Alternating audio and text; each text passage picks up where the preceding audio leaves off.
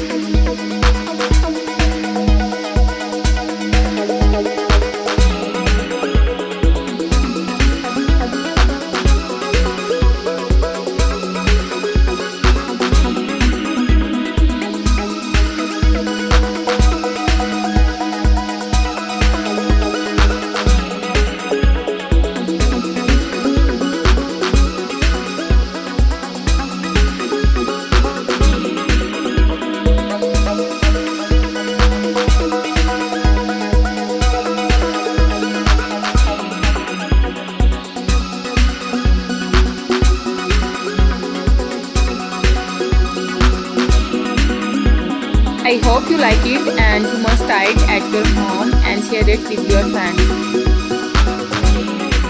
इसी तरह मेरे चैनल को लाइक करें और मुझे ज़्यादा से ज़्यादा सपोर्ट करें। Thank you so much. अल्लाह हाफिज़।